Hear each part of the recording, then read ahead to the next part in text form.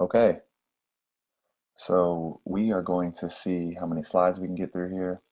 Um, I've got a verse list. So how atonement works: the leper, the Levite, and the priest. Atonement and healing sickness. A consideration of cleansing, consecration, and the asham ritual. All right, let's dive in. Let's get to some of these verses. So lepers, exile, and healing. Isaiah 53 and the raison d'etre of the healing ministry of Yeshua. In other words, the whole point or the whole rationale behind Yeshua's healing ministry is connected to Isaiah 53. So I'm just going to read Matthew 8 in its entirety. Okay, Matthew 8. And when he came down from the mountain, large crowds followed him. And behold, a leper approached and worshipped him, saying, Lord, if you are willing, you are able to make me clean. And extending his hand, he touched him, saying, I am willing, be clean. And immediately his leprosy was cleansed. And Jesus said to him, see that you tell no one, but go, show yourself to the priest, and offer the gift that Moses commanded for a testimony to them. Now when he entered Capernaum, a centurion approached him, appealing to him, and saying, Lord, my slave is lying paralyzed in my house, terribly tormented. And he said to him, I will come and heal him. And the centurion answered and said, Lord, I'm not worthy that you should come in under my roof, but only say the word, and my slave will be healed. For I also am a man under authority who has soldiers under me. And I say to this one, go, and he goes, and to another one, come, and he comes, and to my slave, do this, and he does it. Now when Yeshua heard this, he was astonished and said to those who were following him, truly I say to you, I have found such great faith with no one in Israel. But I say to you that many will come from east and west and be seated at the banquet with Abraham and Isaac and Jacob in the kingdom of heaven. But the sons of the kingdom will be thrown out into the outer darkness. In that place there will be weeping and gnashing of teeth. And Yeshua said to the centurion, go, as you have believed it, or as you have believed, it will be done for you. And the slave was healed at that hour. And when Yeshua came into Peter's house, he saw his mother-in-law lying down and suffering with a fever. And he touched her hand, and the fever left her, and she got up and began to serve him. Now when it was evening, they brought to him many who were demon-possessed, and he expelled the spirits with a word. And he healed all those who were sick, in order that what was spoken through the prophet Isaiah would be fulfilled, who said, he himself took away our sicknesses and carried away our diseases. Now when Yeshua saw many crowds around him, he gave orders to depart to the other side. And a scribe approached and said to him, Teacher, I will follow you wherever you go. And Yeshua said to him, Foxes have dens and birds of the sky have nests, but the Son of Man has no place to lay his head. And another of the disciples said to him, Lord, allow me first to go and bury my father. But Yeshua said to him, Follow me, and leave the dead to bury their own dead. And as he got into the boat, his disciples followed him. And behold, a great storm arose on the sea, so that the boat was being inundated by the waves, but he himself was asleep. And they came and woke him, saying, Lord, save us, we are perishing. And he said to them, Why are you fearful, you of little faith? Then he got up and rebuked the winds and the sea, and there was a great calm. And the men were astonished, saying, What sort of man is this, that even the winds and the sea obey him? And when he came to the other side, to the region of the Gadarenes, two demon-possessed men, coming from among the tombs, met him, able to pass by along that road. And behold, they cried out, saying, What do you have to do with us, Son of God? Have you come here to torment us before the time? Now a long way from them, a large herd of pigs was feeding. So the demons implored him, saying, If you are going to expel us, send us into the herd of pigs. And he said to them, Go. So they departed and went into the pigs, and behold, the whole herd rushed headlong down the steep slope into the sea and drowned in the water. Now the herdsmen fled and went into the town and reported everything, including the things concerning the demon-possessed men. And behold, the whole town came out to meet Yeshua, and when they saw him, they implored him that he would depart from their region. Lepers. The leper, the asham offering, and the wave offering, the tenufah. Then Yahweh spoke to Moses and Aaron, saying, When a person has on his body skin, actually, let's see here. Yeah, we're in Leviticus 13. Then Yahweh spoke to Moses and to Aaron, saying, When a person has on his body skin, a swelling, or an epidermal eruption, or a spot, and it becomes an infectious skin disease on his body's skin, then he shall be brought to Aaron the priest, or to one of his sons, the priests. And the priest shall examine the infection on his body's skin. And if the hair in the infection turns white, and the appearance of the infection is deeper than his body's skin, it is an infectious skin disease, and the priest shall examine it, and he shall declare him unclean. But if a spot is white on his body's skin, and its appearance is not deeper than the skin, and its hair does not turn white, then the priest shall confine the afflicted person for 7 days, and the priest shall examine it on the seventh day. And if in his eyes the infection has stayed unchanged, the infection has not spread on the skin, then the priest shall confine him for 7 days a second time, and the priest shall examine him on the seventh day for a second time. And if the infection is faded and the infection has not spread on the skin, then the priest shall declare him clean. It is an epidermal eruption, and he shall wash his garments, and so he shall be clean. But if the epidermal eruption spreads further on the skin after showing himself to the priest for his cleansing, then he shall appear a second time to the priest, and the priest shall examine it. And if the epidermal eruption is spread on the skin, then the priest shall declare him unclean. It is an infectious skin disease. When an infectious skin disease is on a person, and he is brought to the priest shall examine it. And if a white swelling is on the skin, and it turns the hair white, and raw flesh is in the swelling, it is a chronic infectious skin disease on his body's skin, and the priest shall declare him unclean. He shall not confine him, because he is unclean. And if the infectious skin disease breaks out all over the skin, and the infectious skin disease covers all of the afflicted person's skin from his head to his feet, so far as the priest can see, then the priest shall examine it. And if the infectious skin disease covers his whole body, then he shall pronounce the afflicted person clean. All of it has turned white, he is clean. But whenever raw flesh appears on him, he shall become unclean. And the priest shall examine the raw flesh, and he shall pronounce him unclean. The raw flesh is unclean. It is an infectious skin disease. Or when the raw flesh returns, and it is changed to white, then he shall come to the priest, and the priest shall examine him. And if the infection is changed to white, then the priest shall pronounce the afflicted person clean. He is clean. And when someone's body has a skin sore on its skin, and it is healed, and a white swelling or a pinkish spot appears in the skin sore's place, then he shall show himself to the priest. And the priest shall examine it. And if its appearance is deeper than the skin, and its hair is changed to white, then the priest shall declare him unclean. It is an infectious skin disease. It is broken out in the skin sore. And if the priest examines it, and if there is no white hair in it, and it's not deeper than the skin, and it is faded, then the priest shall confine him for 7 days. But if it is spread further on the skin, then the priest shall declare him unclean. It is an infection. But if the spot has stayed unchanged, it has not spread, it is the skin sore scar, so the priest shall declare him clean. Or when a body has a burn spot from fire on its skin, and the raw flesh of the burn spot is pinkish or white, then the priest shall examine it. And if the hair turns white in the spot, and its appearance is deeper than the skin, it is an infectious skin disease. It is broken out in the burn spot, so the priest shall declare him unclean. It is an infectious skin disease. But if the priest examines it, and if there is not white hair in the spot, and it is not deeper than the skin, and it is faded, then the priest shall confine him for 7 days. And the priest shall examine him on the seventh day. If it is spread further on the skin, then the priest shall declare him unclean. It is an infectious skin disease. But if the spot has stayed unchanged in its place, it is not spread on the skin, and it is faded, then it is the burn spot swelling, so the priest shall declare him clean, because it is the burn spot scar. And when a man or a woman has an infection on the head or in the beard, then the priest shall examine the infection, and if its appearance is deeper than the skin, and it is thin, bright red hair, then the priest shall declare it unclean. It is a diseased area of the skin. It is an infectious skin disease of the head or the beard. But if the priest examines the diseased area of the skin's infection, and if its appearance is not deeper than the skin, and there is no black hair in it, then the priest shall confine the afflicted person with the diseased area of skin for 7 days. And the priest shall examine the infection on the seventh day. And if the diseased area of skin has not spread, and it does not have bright red hair in it, and the diseased area of the skin's appearance is not deeper than the skin, then he shall shave himself, but he shall not shave the diseased area of skin. And the priest shall confine the person with the diseased area of skin a second time for 7 days. And the priest shall examine the diseased area of skin on the seventh day. And if the diseased area has not spread on the skin, and its appearance is not deeper than the skin, then the priest shall pronounce him clean, and he shall wash his garments, and he shall be clean.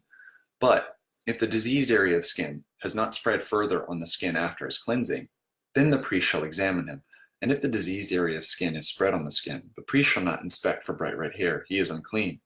But if in his eyes the diseased area of skin has stayed unchanged and black hair has grown in it, the diseased area of skin is healed. He is clean, and the priest shall pronounce him clean. And when a man or a woman has spots on their body skin, white spots, then the priest shall examine them. And if the spots on their body skin are a faded white, it is a skin rash. It is broken out on the skin. It is clean. And if a man becomes bald, his head is bald, he is clean. And if he becomes bald from his forehead, his head is bald, he is clean. But if a pinkish infection occurs on the bald spot or on the bald forehead, it is an infectious skin disease that sprouts on his bald spot or on his bald forehead. So the priest shall examine him. And if the infection swelling is pinkish on his bald spot or on his bald forehead, like the appearance of an infectious skin disease on the body, he's a man afflicted with a skin disease. He is unclean. The priest certainly shall declare him unclean. His infection is on his head. As for the person who is afflicted with a skin disease, his garments must be torn, and his hair must be allowed to hang loosely, and he must cover his upper lip, and he must call out, unclean, unclean, for all the days during which the infection is on him. He shall be unclean. He must live alone. His dwelling must be outside the camp. And when the garment has an infectious skin disease on it, on a wool garment or on a linen garment, or on woven material, or on a linen fabric, or on wool, or on leather, or on any work of leather, and if the infection is yellowish green or reddish on the garment, or on the leather, or on the woven material, or on the fabric, or on any leather object, it is an infectious skin disease, and it shall be shown to the priest. And the priest shall examine the infection, and he shall confine the infected article for 7 days. And he shall examine the infection on the 7th day. If the infection is spread on the garment, or on the woven material, or on the fabric, or on the leather, for any work for which the leather is used, the infection is a destructive skin disease. It is unclean. And he shall burn the garment, or the woven material, or the fabric, whether wool or linen, or any leather object that has the infection, because it is an infectious skin disease, which is destructive, and must be burned in the fire.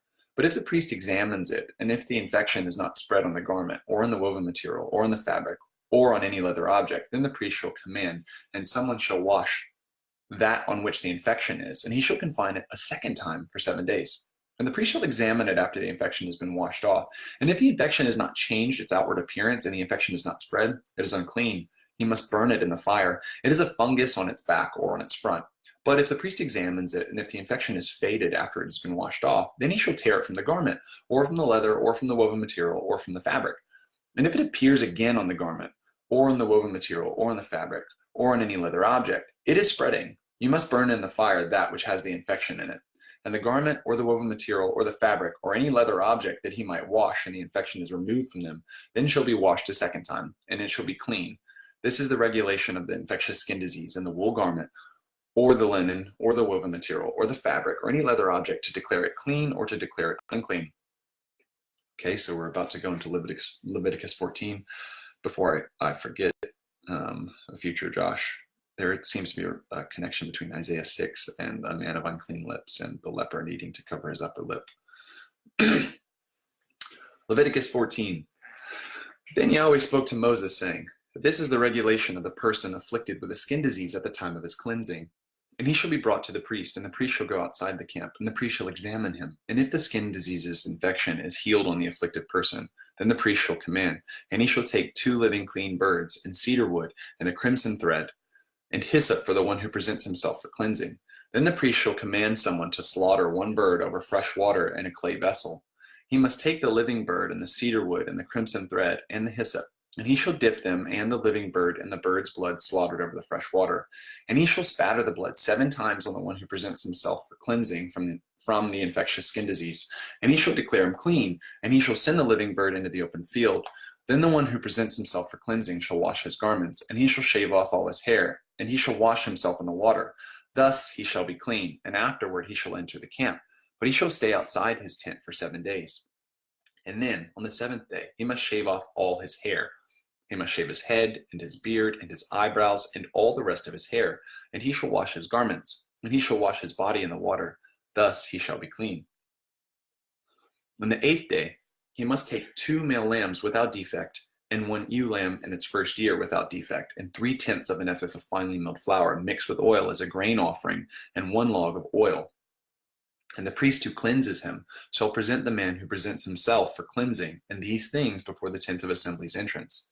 Then the priest shall take the 1 male lamb, and he shall present it as an asham, or a reparation offering, or a guilt offering, and a log of oil, and he shall wave them as a wave offering before Yahweh. And he shall slaughter the male lamb in the place where he slaughters the chatat, or purification offering, and the olah, the burnt offering, in the sanctuary space. Because as the chatat, or purification offering, belongs to the priest, so also the asham, or the reparation offering. It is a most holy thing. And the priest shall take some of the asham's blood, and the priest shall put it on the right ear's lobe of the one who presents himself for cleansing, and on his right hand's thumb, and on his right foot's big toe. And the priest shall take some of the log of oil, and he shall pour it on his left palm. And the priest shall dip his right finger in the oil that is on his left palm, and he shall spatter some of the oil with his finger 7 times before Yahweh. Then the priest shall put some of the remaining oil, which is on his palm, on the right ear's lobe of the one who to be cleansed, and on his right hand's thumb, and on his right foot's big toe, on top of the asham's blood. And the remaining oil that is on the priest's palm he shall put on the head of the one who presents himself for cleansing, and the priest shall make atonement for him before Yahweh. Thus the priest shall sacrifice the chatat, or purification offering, and he shall make atonement for the one who presents himself for cleansing from his uncleanness, and afterward he shall slaughter the olah, the burnt offering. Then the priest shall offer the olah, or burnt offering, and the mincha, the grain offering, on the altar, and the priest shall make atonement for him, and so he shall be clean. But if he is poor and he cannot afford it, then he shall take 1 male lamb for a guilt offering, or an asham, as a wave offering to make atonement for himself, and 1/10 of an ephah of finely milled flour mixed with oil for a mincha, a grain offering, and a log of oil, and 2 turtle doves, or 2 young doves that he can afford. And one shall be a chatat, a purification offering, and the other an olah, a burnt offering. And he shall bring them to the priest at the tent of assembly's entrance before Yahweh on the 8th day for his cleansing. And the priest shall take the male lamb for the asham and the log of oil, and the priest shall wave them as a wave offering before Yahweh. And he shall slaughter the male lamb of the asham, and the priest shall take some of the asham's blood, and he shall put it on the right ear's lobe of the one who presents himself for cleansing, and on his right hand's thumb, and on his right foot's big toe. Then the priest shall pour out some of the oil on his own left palm, and with his right finger the priest shall spatter some of the oil that is on his left palm 7 times before Yahweh. Then the priest shall put some of the oil that is on his palm on the right ear's lobe of the one who presents himself for cleansing, and on his right hand's thumb, and on his right foot's big toe, on the place of the asham's blood. And the remaining oil that is on the priest's palm he shall put on the head of the one who presents himself for cleansing to make atonement for him before Yahweh. And he shall sacrifice 1 of the turtle doves, or the young doves that he can afford, even what he can afford. The one is a chatat, or purification offering, and the other as an olah, burnt offering, in addition to the mincha, grain offering. And the priest shall make atonement for the one who presents himself for cleansing before Yahweh. This is the regulation of the one on whom is an infectious skin disease, who cannot afford the cost for his cleansing. Then Yahweh spoke to Moses and to Aaron, saying, when you come into the land of Canaan, which I'm about to give to you as your possession, and I put mildew in a house in the land of your possession, then the one who owns the house shall come and tell the priest, saying, it appears to me that an infection is in the house. And the priest shall issue a command, and they shall clear out the house before the priest comes to examine the infection, so that all that is in the house might not become unclean. And afterward the priest shall go to examine the house, and he shall examine the infection. And if the infection on the house's wall has yellowish green or reddish spots, and its appearance is deeper than the surface of the wall, then the priest shall go out from the house to the house's entrance, and he shall confine the house for 7 days. And the priest shall return on the 7th day, and he shall examine the infection. And if the infection is spread on the house's wall, the priest shall issue a command, and they shall remove the stones on which is the infection, and they shall throw them outside the city on an unclean place. Then they shall scrape off the plaster from all around the house, and they shall pour out the plaster which they scraped off outside the city on an unclean place. And they shall take other stones, and they shall put them in place of those stones, and they shall take other plaster, and they shall replaster the house. But if the infection should return, and it breaks out in the house after they have removed the stones, and after scraping off the plaster of the house, and after it has been replastered, then the priest shall come, and he shall examine the infection. And if the infection has spread in the house, it is a destructive mildew in the house, it is unclean.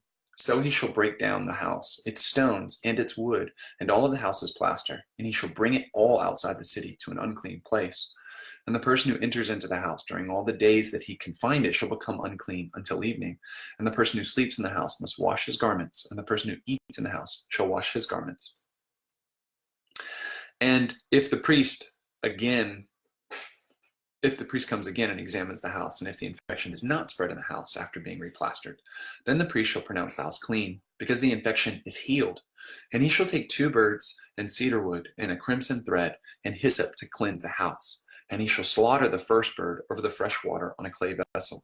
Then he shall take the cedar wood and the hyssop and the crimson thread and the living bird, and he shall dip them in the slaughtered bird's blood and in the fresh water, and he shall spatter them on the house 7 times. Thus he shall purify the house with the bird's blood, and with the fresh water, and with the living bird, and with the cedar wood, and with the hyssop, and with the crimson thread. He shall send the living bird outside the city into the open field, and so he shall make atonement for the house, and it shall be clean. This is the instruction for any infectious skin disease, and for the diseased area of skin, and for a mildew of the garment, and for the house, and for the swelling, and for the epidermal eruption, and for the spot, to teach when something is unclean and when something is clean. This is the regulation of the skin disease. We'll pick up with slide 20, leprosy being struck and the asham's role in healing next. Okay, we're in part 2 of this verse list. We're on slide 20. So let's start considering some verses regarding leprosy being struck and the asham's role in healing. First, Deuteronomy 28, verse 27. Yahweh shall afflict you with the boils of Egypt, and with tumors, and with the scurvy, and with the skin rash that cannot be healed. All right. Let's go to 1 Samuel 5. Now the Philistines had captured the ark of God and brought it from Ebenezer to Ashdod. Then the Philistines took the ark of God and brought it into the temple of Dagon and placed it beside Dagon. When the Ashdodites got up early the next morning, there was Dagon fallen with his face to the ground before the ark of Yahweh. So they took Dagon and returned him to his place. When they got up early in the morning the next day, there was Dagon fallen again with his face to the ground before the ark of Yahweh. The head of Dagon and the palms of his 2 hands were cut off, lying at the threshold. Only the body of Dagon was left. Therefore the priests of Dagon and all who come into the house of Dagon do not tread on the threshold of Dagon and Ashdod until this very day. Now the hand of Yahweh was heavy against the Ashdodites, and he destroyed them and struck them with tumors, both in Ashdod and its territories. The men of Ashdod saw that it was so, and they said, the ark of the God of Israel should not remain with us, because his hand is harsh on us and on Dagon our God. So they sent and gathered all the rulers of the Philistines to them, and they asked, what shall we do with the ark of the God of Israel? And they said, let the ark of the God of Israel be brought around toward Gath. So they moved the ark of the God of Israel to Gath. After they moved it, the hand of Yahweh was against the city, causing a very great confusion, and he struck them into the city from the youngest to the oldest, causing tumors to break out on them. So they sent the ark of God to Ekron. But when the ark of God came to Ekron, the Ekronites cried out, saying, they have brought around the ark of the God of Israel to kill us and our people. So they sent and gathered all the rulers of the Philistines, and they said, send away the ark of the God of Israel and let it return to its place, so that it will not kill us and our people. For a deadly confusion was throughout all the city. The hand of God was very heavy there. The men who did not die were struck with the tumors, so that the cry of the city for help went up to heaven. Now the ark of Yahweh, this is 1 Samuel 6, now the ark of Yahweh had been in the territory of the Philistines for 7 months. And the Philistines called to the priests and to those who practiced divination, saying, what should we do with the ark of Yahweh? Inform us how we should send it to its place. They said, if you are sending the ark of the God of Israel away, you must not send it away empty, but by all means return it with an asham, or reparation offering, or guilt offering. Then you will be healed, and it will become known to you why his hand is not turned aside from you. And they said, what is the asham, or the reparation offering, or the guilt offering, that we should return to him? They said, the number of the rulers of the Philistines is 5.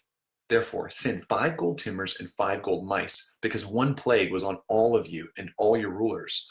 You must make images of your tumors and images of your mice that are ravaging the land, and you must give glory to the God of Israel.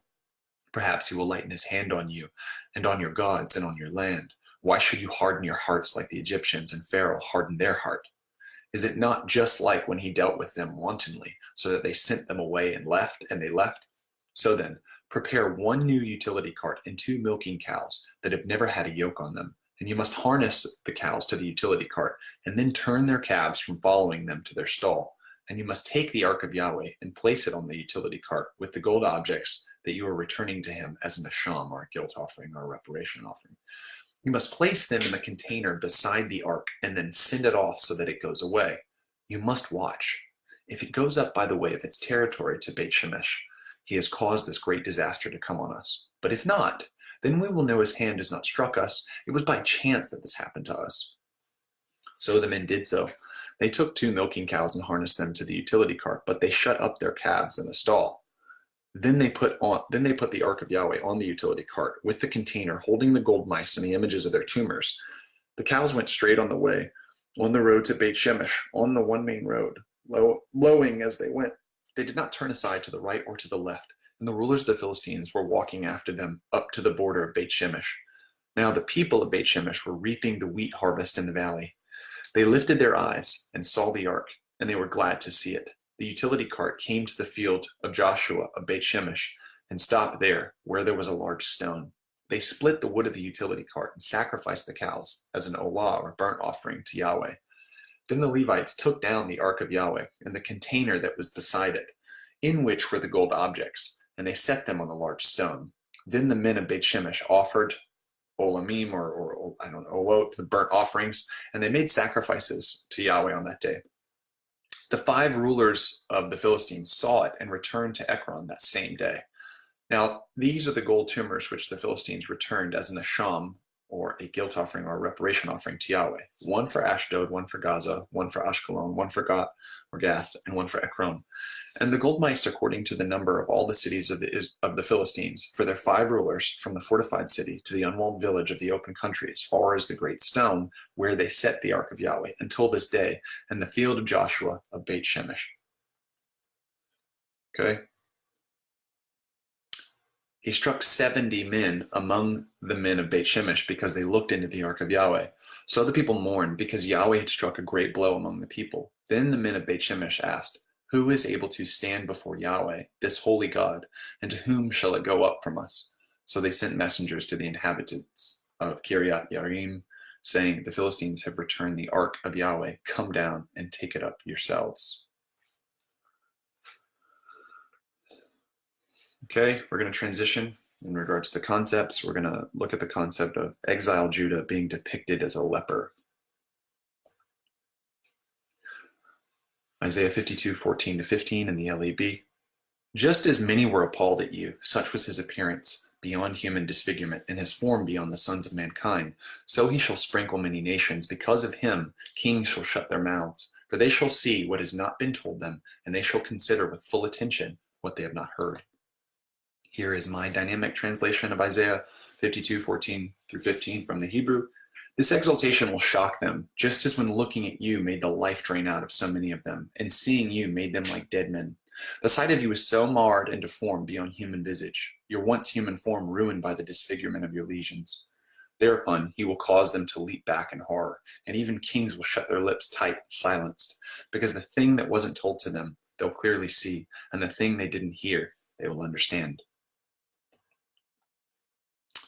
Okay, we're in Isaiah 1:5-6. Why do you want to be beaten again? You continue in rebellion. The whole of the head is sick, and the whole of the heart is faint. From the sole of the foot and up to the head, there is no health in it. Bruise and sore and bleeding wound have not been cleansed, and they have not been bound up and not softened with the oil. Okay, Isaiah 52:1-2. Awake, awake, put on your strength, Zion. Put on the garments of your beauty, Jerusalem, holy city. For the uncircumcised and the unclean shall not continue to enter you any longer. Shake yourself free from the dust. Rise up, sit, Jerusalem. Free yourselves from the bonds of your neck, captive daughter of Zion. Okay, we're going to look at a role reversal In a role reversal, exiled leper Israel casts the clean one as a leper. A role reversal seems to be connected to the asham, but in this instance, the exiled leper Israel will now cast the clean one as a leper. Isaiah 53, 3-5 in the LEB. He was despised and rejected by men, a man of suffering and acquainted with sickness, and like one from whom others hide their faces. He was despised, and we did not hold him in high regard. However, he was the one who lifted up our sicknesses, and he carried our pain. Yet we ourselves assumed him stricken, struck down by God, and afflicted. But he was pierced because of our transgressions, crushed because of our iniquities. The chastisement of our peace was upon him, and by his wounds we were healed. Here is Isaiah 53, 3-5. This is my dynamic translation from the Hebrew. The servant was despised, viewed with disgust. Men purposely stayed away from him and avoided contact with him. He was a man of sorrowful suffering and pain. In fact, he was quite acquainted with sickness, on a first-name basis with it even. He was like a pariah, somebody used to having people hide their faces from him. We considered him beneath our dignity, and we labeled him a nobody, setting his value at nothing. And all this, when in fact, just the opposite was happening. We were the sick ones, and it was actually our illness and injury he carted off, carrying it away like our servant. But we got it twisted, a misdiagnosis, and to us, he was something different. In our estimation, and according to our professional opinion, he was plagued from above, violently struck by God and put down by him. And yet, despite our doctored version of the events, another unexpected reversal was happening. The servant was actually pierced from our actions. From our own transgressions, he was dressed in wounds, from our rebellion. What really crushed him was the iniquities we performed, but the discipline we prescribed him actually made us whole and well. And in the very lesions and stripes put on him, we were healed. Okay, the struck one is healed by Yahweh. All right, we're going to read Isaiah 53:10 in the LEB. Yet Yahweh was pleased to crush him. He made him sick. If she places his life a guilt offering, he will see offspring. He will prolong days, and the will of Yahweh will succeed in his hand. Okay. Very difficult text to amend, to translate. I'm going to read my translation, my dynamic translation of Isaiah 53:10 now. Against the backdrop of all these events, here was Yahweh's take on the servant. Over and against these viewpoints, Yahweh took pleasure in the one who got crushed, and he was pleased with the one who got humiliated. He healed the servant, the one who placed his life as a reparation offering, or an asham, laying himself down as an asham, the kind of sacrifice that makes a way for people to gain entrance to sacred space. Remember? Just like Yahweh heard David's son Hezekiah's bitter weeping, and healed him to declare Yahweh's faithfulness to the next generation as a father, the servant, who will be called Everlasting Father, he too will see a seed and be given length of days. The desire of Yahweh will come to pass through the servant. His plan will succeed in the servant's hands. Okay, and for good measure, this is Isaiah 53:10. It's a translation from the LXX. The Lord is willing to cleanse him of the stroke.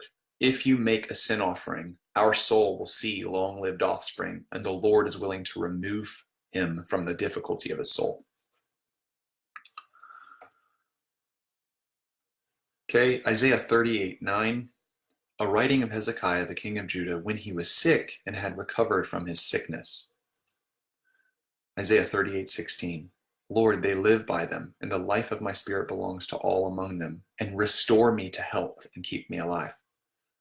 Isaiah 38:20-21, Yahweh save me, and we will play my music on stringed instruments all the days of our lives at the temple of Yahweh. And Isaiah said, let them take a lump of figs and let them rub it on the boil so that he may recover. Okay, we're going to examine the Davidic descendants intercession, or the concept of the Davidic descendants intercession makes atonement and healing from sickness. Isaiah 38:1-22. In those days Hezekiah became sick to death, and Isaiah, son of Amos, the prophet, came to him and said to him, thus says Yahweh, order your house, for you are about to die, and you shall not recover.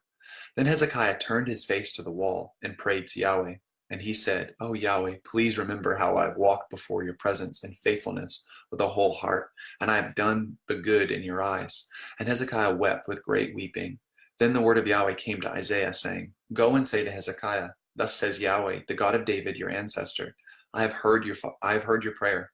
I have seen your tears. Look, I am going to add 15 years to your days, and I will deliver you and this city from the hand of the kings of Assyria, and I will defend this city.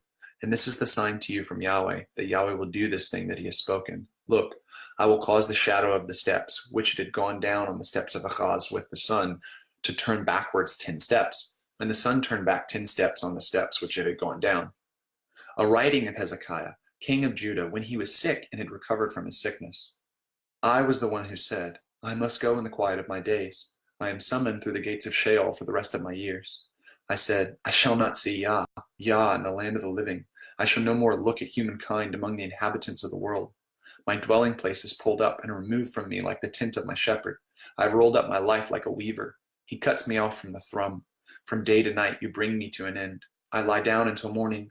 Like a lion, so he breaks all my bones. From day to night you bring me to an end. Like a horse or a crane, so I chirp. I moan like a dove. My eyes are weak toward the height. Lord, I have oppression. Lend me support. What can I say? For he has spoken to me, and he himself has done it. I will walk slowly all my years because of the bitterness of my soul. Lord, they live by them, and the life of my spirit belongs to all among them. And restore me to health and keep me alive. Look, bitterness was bitter to me for peace, and you were the one who loved my life from the pit of destruction. For you have cast all my sins behind your back. For Sheol cannot praise you, death cannot praise you. Those who go down to the pit cannot hope for your faithfulness. The living one praises you like me today. A father will make your faithfulness known to children. Yahweh, save me, and we will play my music on stringed instruments all the days of our lives at the temple of Yahweh. And Isaiah said, let them take a lump of figs and let them rub it on the boil so that he may recover. And Hezekiah said, what is the sign that I shall go up to the temple of Yahweh? Okay. 2 Kings chapter 20, verses 1 to 11.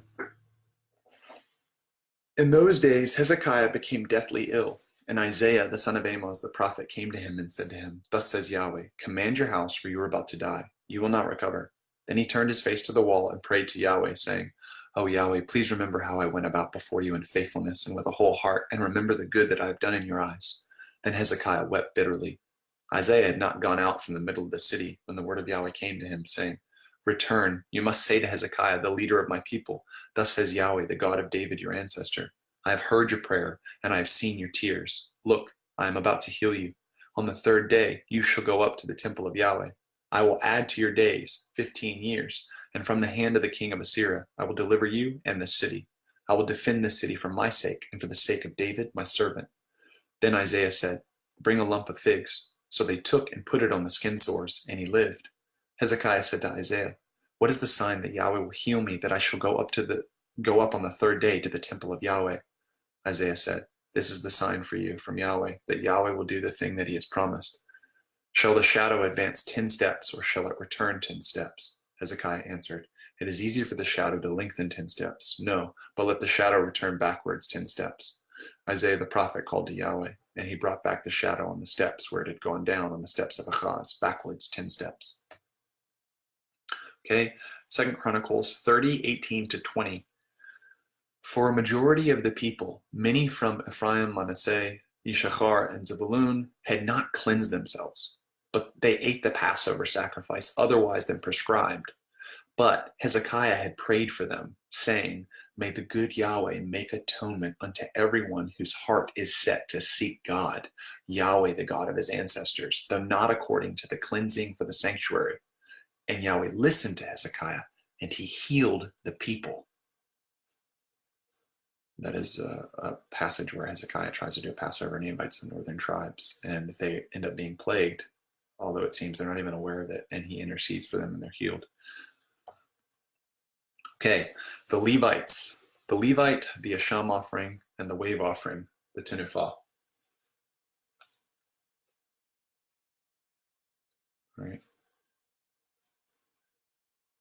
Let's see here, we're on slide 47. All right. We're in Numbers 8, verses 5 through 26. Yahweh spoke to Moses, saying, take the Levites from the midst of the Israelites and purify them. So you will do to them to purify them. Sprinkle on them the waters of purification, and they will shave their whole body and wash their garments. And they will take a young bull and its grain offering of finely milled flour mixed with oil, and you will take a second young bull as a sin offering. You will bring the Levites before the tent of assembly, and you will summon the entire community of the Israelites. And you will bring the Levites before Yahweh, and the Israelites will lay their hands on the Levites. And Aaron will offer the Levites as a wave offering before Yahweh from the Israelites, and they will do the work of Yahweh. And the Levites will lay their hands on the head of the one bull and offer it as a chatat, or a purification offering, and the other one as an olah, or burnt offering to Yahweh, to make atonement for the Levites. And you will present the Levites before Aaron and before his sons, and he will offer them as a wave offering to Yahweh. And you will separate the Levites from the midst of the Israelites, and the Levites will be for me. And after this, the Levites will come to serve at the tent of assembly, and you will purify them, and you will offer them as a wave offering. For they are given to me exclusively from the midst of the Israelites. I have taken them for myself in place of the firstborn of every womb, every firstborn from the Israelites. For every firstborn among the Israelites is mine, both humankind and animal. On the day I destroyed every firstborn in the land of Egypt, I consecrated them to me. And I have taken the Levites in the place of every firstborn among the Israelites. And I have given the Levites. They are to Aaron and his sons from the midst of the Israelites, to do the work of the Israelites in the tent of the assembly, and to make atonement for the Israelites. So a plague will not be among the Israelites when the Israelites come near the sanctuary. And Moses and Aaron and the entire community of the Israelites did to the Levites everything that Yahweh commanded Moses concerning the Levites. The Israelites did to them. And the Levites purified themselves, and they washed their garments, and Aaron offered them as a wave offering before Yahweh. And Aaron made atonement for them to purify them. After this, the Levites came to do their work in the tent of assembly before Aaron and his sons, just as Yahweh commanded Moses concerning the Levites. So they did to them. Yahweh spoke to Moses, saying, This is what is for the Levites. Those 25 years old and above will come to help with the service in the work of the tent of assembly. And those 50 years old will return from the service of the work and will serve no longer. They can attend their brothers in the tent of assembly to keep their responsibilities, but they will not do work. This is what you will do concerning the Levites and their responsibilities. Okay. Priests. The priest, the asham, which is like a coronation offering here, and the wave offering, the tenufah. Leviticus 8. Then Yahweh spoke to Moses, saying, Take Aaron and his sons with him, and the garments, and the anointing oil, and the bull of the chatat, or purification offering, and the 2 rams, and the basket of the unleavened bread, and summon all of the community to the entrance to the tent of assembly. So Moses did just as Yahweh commanded him, and the community gathered by the entrance to the tent of assembly. Then Moses said to the community, This is the word that Yahweh has commanded to be done. So Moses brought Aaron and his sons near, and he washed them with water. Then he put the tunic on him and tied the sash around him. Then he clothed him with the robe and put the ephod on him. Then he tied the ephod's waistband around him and fastened the ephod to him with it. Then he placed the breastpiece on him and put the Urim and the Tumim into the breastpiece. And he placed the turban on his head, and on the front of the turban he placed the gold rosette, the holy diadem, just as Yahweh had commanded Moses. Then Moses took the anointing oil and anointed the tabernacle and all that was in it, and he consecrated them. And he spattered part of it on the altar 7 times. Thus he anointed the altar and all of its utensils and the basin and its stand to consecrate them. Then he poured out part of the anointing oil on Aaron's head. Thus he anointed him in order to consecrate him. Then Moses brought Aaron's sons near and clothed them with tunics and tied a sash around each one. And he bound headbands on them, just as Yahweh had commanded Moses. Then he brought forth the bull of the chatat, or purification offering, and Aaron and his sons placed their hands on the head of the bull of the chatat, or purification offering, and he slaughtered it. And Moses took the blood and put it with his finger on the altar's horns all around and purified the altar. Then he poured the blood out on the altar's base. Thus he consecrated it in order to make atonement for it. Then he took all the fat that was on the inner parts, and the lobe on the liver, and the 2 kidneys and their fat, and Moses turned them into smoke on the altar. But he burned the bull and its skin and its meat and its offal in the fire outside the camp, just as Yahweh had commanded Moses. Then he brought the ram of the olah, or burnt offering, near, and Aaron and his sons placed their hands on the ram's head, and he slaughtered it. Then Moses sprinkled the blood on the altar all around. Then he cut the ram into pieces, and Moses turned into smoke the head and the pieces and the suet, but he washed the inner parts and the lower leg bones with water, and Moses turned into smoke all of the ram on the altar. It was an olah, or a burnt offering, as an appeasing fragrance, an offering made by fire for Yahweh, just as Yahweh had commanded Moses. Then he brought the second ram near, the ram of the consecration, and Aaron and his sons placed their hands on the ram's head, and he slaughtered it. Then Moses took some of its blood and put it on Aaron's right earlobe, and on his right hand's thumb, and on his right foot's big toe. Then he brought Aaron's sons near, and Moses put some of the blood on their right earlobe, and on their right hand's thumb, and on their right foot's big toe, and Moses sprinkled the blood on the altar all around. Then he took the fat and the fat tail and all of the fat that was on the inner parts, and the lobe of the liver and the 2 kidneys and their fat and the right upper thigh. And from the basket of the unleavened bread that was before Yahweh, he took 1 ring-shaped unleavened bread and 1 ring-shaped bread with oil and 1 wafer, and he placed them on the fat parts and on the right upper thigh. Then he put all of these on Aaron's palms and on his son's palms, and he waved them as a wave offering before Yahweh. Then Moses took them from upon their palms, and he turned them into smoke upon the burnt offering on the altar. They were a consecration offering as an appeasing fragrance. It was an offering made by fire for Yahweh. Then Moses took the breast section, and he waved it as a wave offering before Yahweh from the ram of the consecration offering. It was Moses' share, just as Yahweh had commanded Moses. Then Moses took some of the anointing oil and some of the blood that was on the altar, and he spattered them on Aaron, on his garments, and on Aaron's sons, and on his sons' garments with him. Thus he consecrated Aaron, his garments, and his sons' garments with him. Then Moses said to Aaron and to his sons, "Boil the meat in the entrance to the tent of assembly, and there you must eat it, and the bread that is in the basket of the consecration offering, just as I have commanded, saying, Aaron and his sons must eat it. But the remainder of the meat and the bread you must burn in the fire, and you must not go out from the entrance to the tent of assembly for 7 days, until the day of fulfilling the days of your consecration, because it will take 7 days to ordain you.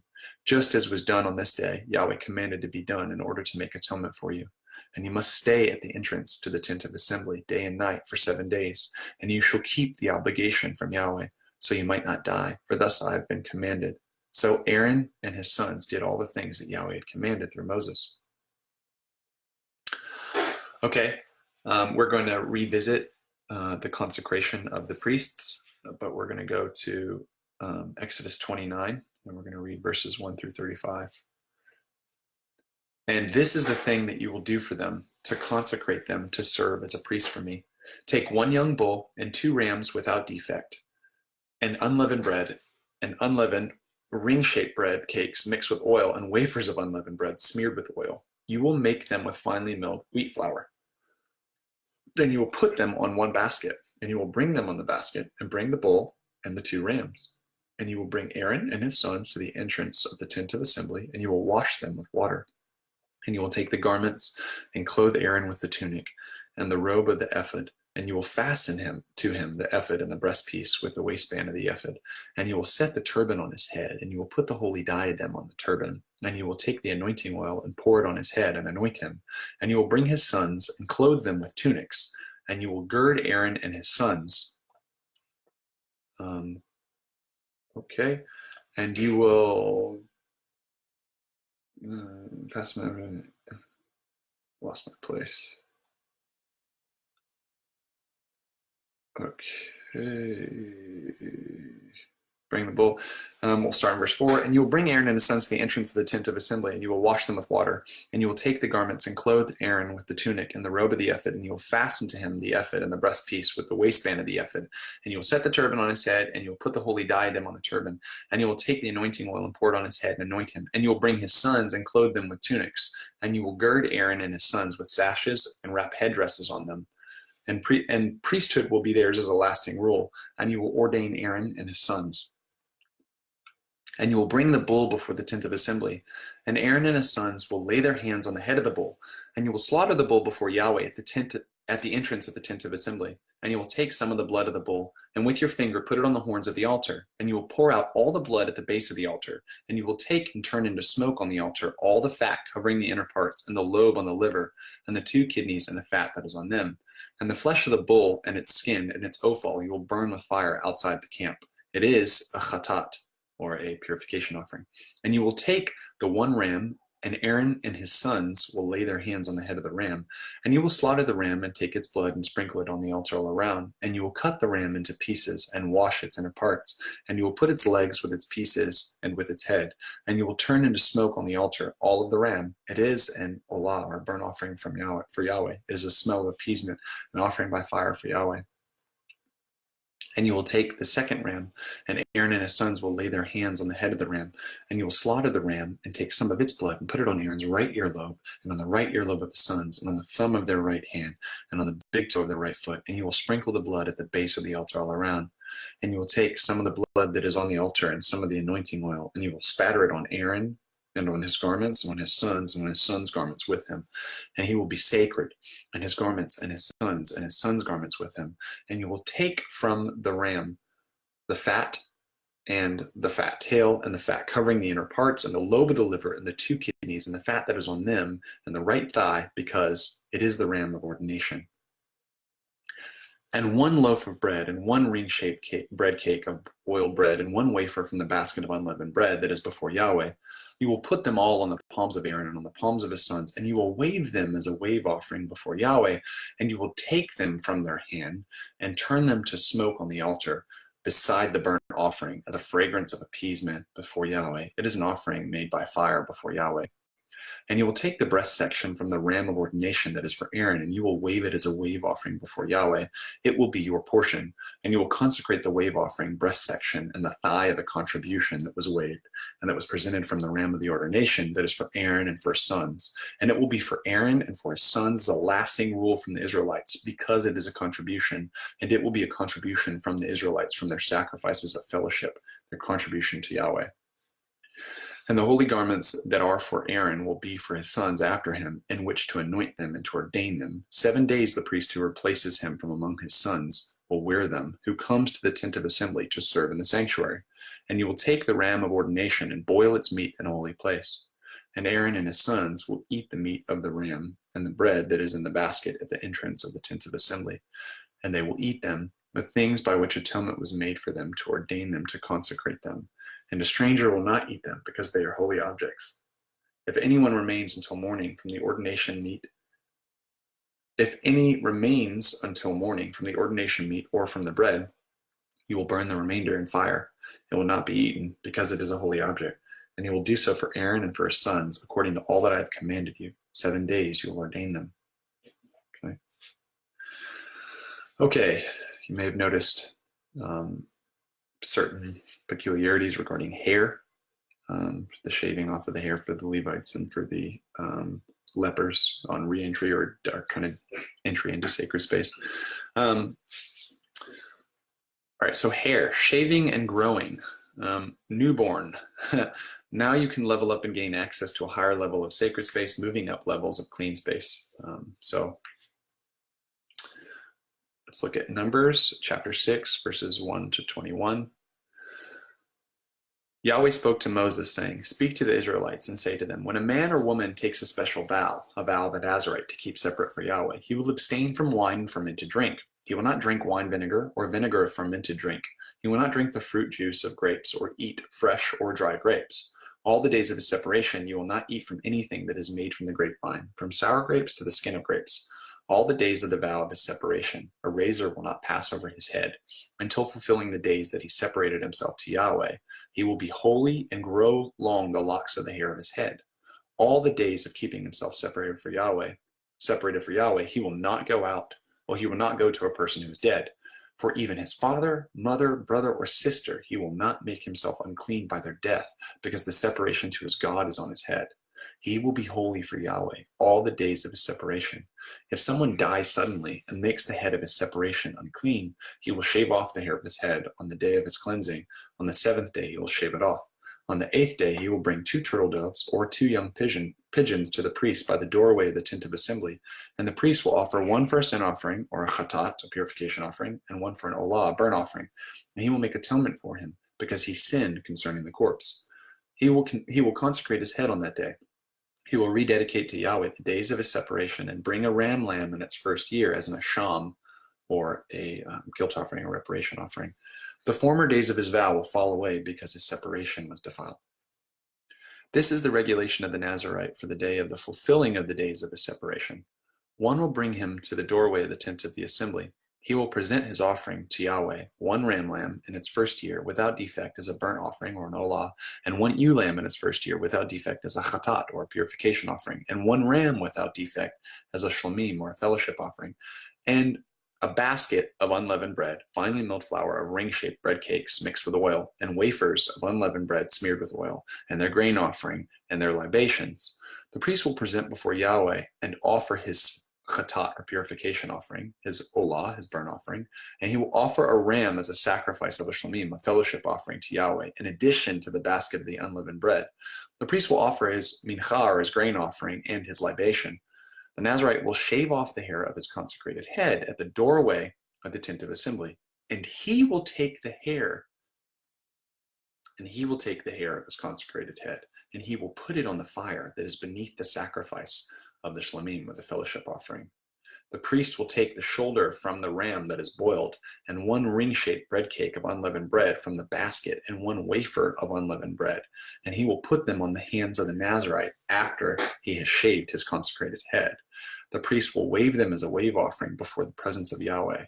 They are a holy object to the priest, in addition to the breast section of the wave offering, and in addition to the upper thigh of the contribution. And afterward, the Nazarite may drink wine. This is the regulation of the Nazarite who has made a vow of his offering to Yahweh according to his separation, in addition to what he can afford. In accordance to the word of his vow that he vowed, he will do concerning the instruction of his separation.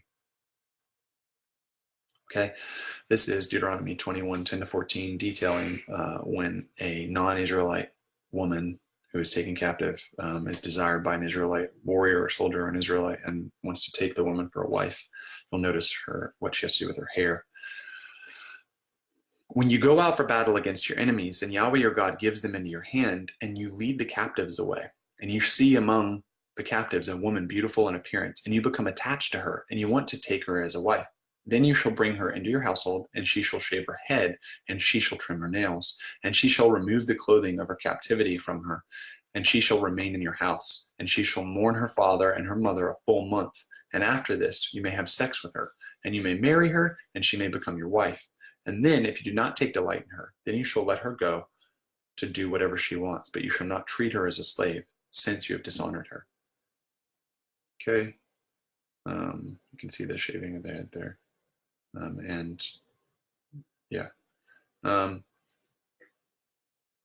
Okay, so we've got a few more slides here. We're going to touch on this issue of prophets and being struck with plague, healing by a prophet, the association between prophets and striking with plagues, and how being healed of leprosy is a sign of a prophet whose message you should believe. Okay, Ezekiel 24:15-27. And the word of Yahweh came to me, saying, Son of man, look, I am taking from you what is pleasing to your eyes with a plague, but you shall not mourn, and you shall not weep, and your tears shall not run down. Sigh in silence for the dead. You shall not make a mourning ceremony. Bind your turban on you, and you must put your sandals on your feet. You must not cover your upper lip, and the bread of mourners you shall not eat. And I spoke to the people in the morning, and my wife died in the evening. And I did in the morning just as I was commanded. And the people came and said to me, Will you not make known to us what these things that you are doing mean for us? And I said to them that the word of Yahweh came to me, saying, Say to the house of Israel, Thus says the Lord Yahweh, Look, I will be profaning my sanctuary, the pride of your strength and the delight of your eyes, and the object of your own affection. And your sons and your daughters, whom you left behind, will fall by the sword. And you shall do just as I did. You shall not cover your upper lip, and you shall not eat the bread of mourners. And your turban must be on your heads, and your sandals must be on your feet. You shall not mourn, and you shall not weep, but you shall waste away because of your iniquities, and you shall groan to one another. And Ezekiel will be to you as a sign. Everything that he did, you shall do. And when it comes, you will know that I am the Lord Yahweh. And you, son of man, will it not be that on that day, when I take from them their stronghold, the joy of their glory, the delight of their eyes, and the longing of their inner self, their sons and daughters, on that day a survival will come to you with the news. On that day your mouth shall be opened at the arrival of the fugitive, and you shall speak, and you shall not be silent any longer, and you shall be to them as a sign, and they will know that I am Yahweh. Isaiah 6:1-7. In the year of the death of Uzziah the king, I saw the Lord sitting on a high and raised throne, and the hem of his robe was filling the temple. Seraphs were standing above him. Each had 6 wings. With 2 he covered his face, and with 2 he covered his feet, and with 2 he flew. And the one called to the other and said, Holy, holy, holy is Yahweh of hosts. The whole earth is full of his glory. And the pivots of the threshold shook from the sound of those who called, and the house was filled with smoke. And I said, Woe to me, for I am destroyed. For I am a man of unclean lips, and I am living among a people of unclean lips. For my eyes have seen the King, Yahweh of hosts. Then one of the seraphs flew to me, and in his hand was a hot coal he had taken from the altar with tongs. And he touched my mouth, and he said, Look, this has touched your lips and has removed your guilt, and your sin is annulled or atoned for. Exodus 4, 6-8. And Yahweh said to him again, Put your hand into the fold of your garment. And he put his hand into the fold of his garment, and he took it out, and to his surprise, his hand was afflicted with a skin disease, like snow. And he said, Return your hand to the fold of your garment. And he returned his hand to the fold of his garment, and he took it out from the fold of his garment, and to his surprise, it was restored like the rest of his body. And if they do not believe you, and they will not listen to the voice of the former sign, then they will believe the voice of the latter sign. Okay, Numbers 16, 41-50. The next day, all the community of the Israelites grumbled against Moses and Aaron, saying, You have killed the people of Yahweh. Then when the community had gathered against Moses and Aaron, they turned to the tent of assembly, and behold, the cloud covered it, and the glory of Yahweh appeared. And Moses and Aaron came to the front of the tent of assembly, and Yahweh spoke to Moses, saying, Get away from the midst of this community, and I will finish them in an instant. But they fell on their faces. And Moses and Aaron said, Take the censer. And Moses and Aaron said, Take the censer and put fire on it from the altar, place incense on it, and bring it quickly to the community, and make atonement for them, because wrath went out from the presence of Yahweh, and a plague has begun. And so Aaron took it just as Moses had spoken, and he ran into the midst of the assembly. For behold, the plague had begun among the people. So he gave the incense and made atonement for the people. He stood between the dead and between the living, and the plague was stopped. Those who died by the plague were 14,700, besides those who died on account of Korah. Then Aaron returned to Moses at the doorway of the tent of assembly, and the plague was stopped. 2 Kings 5. Now Naaman was the commander of the army of the king of Aram. He was a great man before his master and highly regarded, for by him Yahweh had given victory to Aram. Now the man was a mighty warrior, but he was afflicted with a skin disease. And when the Arameans went on a raid, they brought back a young girl from the land of Israel, and she came into the service of the wife of Naaman. She said to her mistress, If only my lord would come before the prophet who is in Samaria, then he would cure his skin disease. He came and told his master saying thus. And so the girl who is from the land of Israel said. So the king of Aram said, Go, I will send a letter to the king of Israel. He went and took with him 10 talents of silver, 6,000 shekels of gold, and 10 sets of clothing. So he brought the letter of the king to Israel, saying, Now when this letter comes to you, I have just sent Naaman my servant to you, that you may cure him from his skin disease. It happened that when the king of Israel read the letter, he tore his clothes and said, Am I God to cause death or to give life? This man is sending a man to me to cure his disease, indeed, but know and see that he seeks an opportunity against me. It happened that as soon as Elisha, the man of God, heard that the king of Israel had torn his clothes, he sent to the king, saying, Why did you tear your clothes? Please, may he come to me, that he might know that there is a prophet in Israel. Then Naaman came with his horses and his chariots, and he stopped at the doorway of the house of Elisha. Elisha sent a messenger to him, saying, Go, you must wash 7 times in the Jordan, then your flesh shall return to you, and you shall be clean. But Naaman became angry, and he went and said, Look, I said to myself, surely he will come out, stand, call upon the name of Yahweh his God, and wave his hands over the spot. Then he would take away the skin disease. Are not the Abana and the Pharpar, the rivers of Damascus, better than all the waters of Israel? Could I not wash in them that I may be clean? Then he turned and left in anger. But his servants came near and spoke to him and said, My father, if the prophet had spoken a difficult thing to you, would you not have done it? Why not even when he says to you, Wash and you shall be clean? So he went down and plunged into the Jordan 7 times, according to the word of the man of God, and his flesh returned as the flesh of a small boy, and he was clean. When he returned to the man of God, he and all of his army, he came and stood before him and said, Please now, I know that there is no God in all of the world except in Israel. So then, please take a gift from your servant. And he said, As Yahweh lives, before whom I stand, I will surely not take it. Still, he urged him to take it, but he refused. Then Naaman said, If not, then please let a load of soil on a pair of mules be given to your servants, for your servant will never again bring an olah or a burnt offering and sacrifice to other gods, but only to Yahweh. As far as this matter, May Yahweh pardon your servant when my master goes into the house of Rimmon to worship there, and he is leaning himself on my arm, that I also bow down in the house of Rimmon. When I bow down in the house of Rimmon, may Yahweh please pardon your servant in this matter. He said to him, go in peace. So we went from him a short distance. But Gehazi, the servant of Elisha, the man of God, thought, look, my master has refrained from taking what this Aramean Naaman brought from his hand. As Yahweh lives, I will certainly run after him, and I will accept something from him. So Gehazi pursued after Naaman. When Naaman saw someone running after him, he jumped off his chariot to meet him and asked him, is it peace? He said, peace. My master has sent me, saying, look, just now 2 servants from the hill country of Ephraim have come here, from the sons of the prophets. Please give them a talent of silver and 2 sets of clothing. Then Naaman said, be prepared to accept 2 talents. So he urged him and tied up 2 talents of silver in 2 bags with 2 sets of clothing and gave it to 2 of his servants, and they carried it before him. When he came to the citadel, he took them from their hand and put them in the house, then sent away the men so that they went. When he went and stood by his master, Elisha asked him, from where have you come, Gehazi? And he said, your servant has not gone anywhere. Then he said to him, did not my heart go with you as the man turned from on his chariot to meet you? Is it time to take silver, clothes, olive orchards, vineyards, sheep, oxen, male slaves, and female slaves? The skin disease of Naaman shall cling to you and to your offspring forever. Then he went out from before him, having a skin disease like the snow. Okay, and the last few slides. Remember the leprosy of Miriam, the daughter of Israel. So Numbers 12.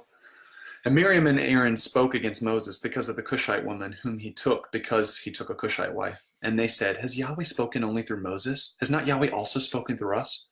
And Yahweh heard it. Now the man Moses was more humble than any other person on the face of the earth. And Yahweh said suddenly to Moses, Aaron, and Miriam, go out, you 3, to the tent of assembly. So the 3 of them went out. And Yahweh went down in a column of cloud and stood at the doorway of the tent. And he called Aaron and Miriam, and the 2 of them went. And he said, please hear my words. If there is a prophet among you, I, Yahweh, will make myself known to him in a vision. I will speak to him in a dream.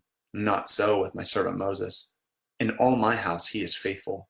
I will speak to him mouth to mouth, in clearness, not in riddles. And he will look at the form of Yahweh. Why were you not afraid to speak against my servant, against Moses?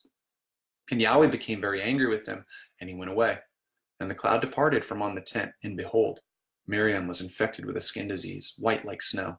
When Aaron turned towards Miriam, behold, she was afflicted with a skin disease. So Aaron said to Moses, please, my Lord, please do not put on us this sin in which we were foolish and in which we have sinned. Please do not let her be like the dead, whose flesh is half consumed when coming out from the womb of its mother.